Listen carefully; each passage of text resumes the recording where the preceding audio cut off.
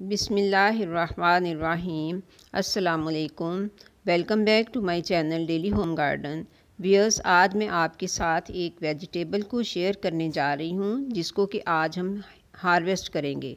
इस वेजिटेबल को हमने अपने घर में ज़मीन में ग्रो कर रखा है। आप इसको गमले में भी ग्रो कर सकते हैं, लेकिन किसी बड़े साइज़ का पॉट होना चाहिए, खुला भी हो और गहरा भी हो, तो फिर ही आप इससे फ्रूट हासिल कर सकते हैं, अदरवाइज़ नहीं। तो व्यूअर्स, आज हम इस वीडियो में वाइट रेडिश को हार्वेस्ट करने जा रहे हैं, तो चलिए स्टार्ट करते हैं। तो वाइट रेडिश के ये प्लांट्स हैं, ये देखिए, ये रेडिश जो हैं ये तैयार हो चुकी हैं हमारी।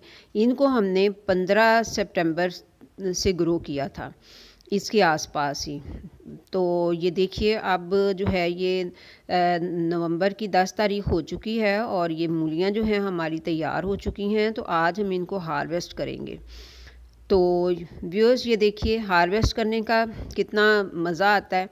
आप देखें कि जब भी हम अपने घर में कोई अपने हाथों से कोई सब्ज़ी या कोई फ्रूट हम उसको ग्रो करते हैं, फिर हम उसको हार्वेस्ट भी करते हैं, तो बहुत ही अच्छा लगता है। तबीयत खुद ब खुद ही खुश होती है और एक ऐसी खुशी मिलती है कि जैसे कि ये पता नहीं हमने क्या मार्का मारा है।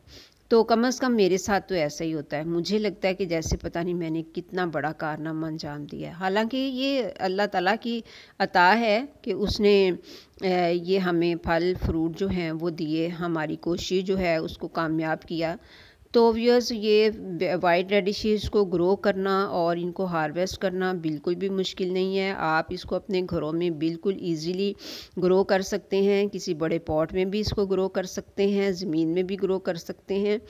और सबसे बड़ी बात ये होती है कि इनमें कोई वो हम केमिकली फर्टिलाइज़र नहीं देते हैं।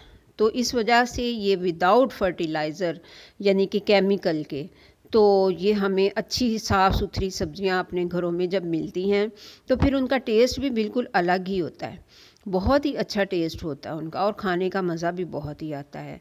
तो वाइट रेडिश जो है ये तो वैसे भी हमारे लिए बहुत अच्छी है, सलाद के लिए हम इसको यूज़ करते हैं।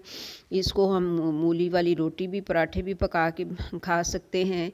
इसको सलाद में डाल के भी खा सकते हैं, कच्ची मूली ऐसे छील के खा लेते हैं। तो ये स्टमक के लिए भी फ़ायदेमंद है बहुत। वैसे भी ये हमारे मैदे की गर्मी को भी कम करती है। तो ये देखिए कितनी अच्छी मूलियाँ हमारी हमें मिल गई हैं, बहुत ही खुशी मिल रही है। देखिए कितनी अच्छी हैं, मुझे बहुत ही अच्छा लग रहा है, बहुत ही अच्छा लग रहा है अपने घर की वेजिटेबल्स को हासिल करके। तो व्यूअर्स, अब मैं आपको ये जो मूलियाँ हैं इनको वॉश करके तो मैं आपको दोबारा से दिखा लीजिए। व्यूअर्स, ये हमने मूलियों को वॉश कर लिया अच्छे तरीके से। अब ये साफ़ सुथरी हो गई हैं और देखिए कितनी अच्छी खूबसूरत नज़र आ रही हैं। तो मिलते हैं फिर नेक्स्ट वीडियो में इंशाल्लाह। अस्सलाम वालेकुम।